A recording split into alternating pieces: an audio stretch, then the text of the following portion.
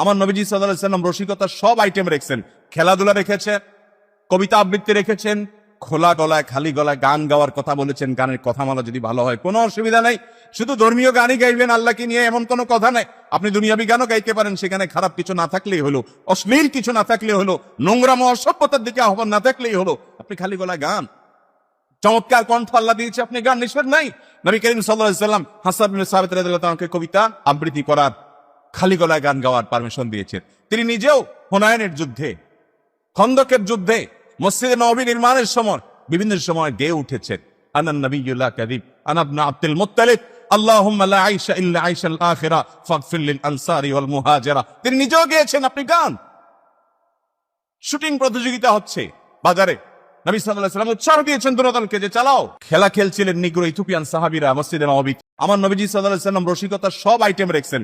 খেলাধুলা রেখেছেন, কবিতা আবৃত্তি রেখেছেন, খোলা গলায় খালি গলায় গান গাওয়ার কথা বলেছেন। গানের কথামালা যদি ভালো হয় কোনো অসুবিধা নেই, শুধু ধর্মীয় গানই গাইবেন আল্লাহকে নিয়ে এমন কোনো কথা নেই।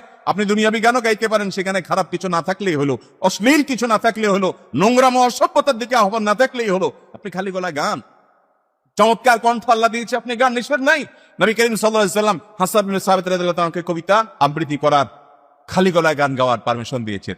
তিনি নিজেও হুনায়নের যুদ্ধে, খন্দকের যুদ্ধে, মসজিদে নববী নির্মাণের সময় বিভিন্ন সময় গেয়ে উঠেছেন, আনান নবিয়্যুল লা কাযিব আনা ইবনে আব্দুল মুত্তালিব আল্লাহুম্মা লা আইশা ইল্লা আইশাল আখিরা ফাগফির লিল আনসারি ওয়াল মুহাজিরা। তিনি নিজেও গেয়েছেন। আপনি গান।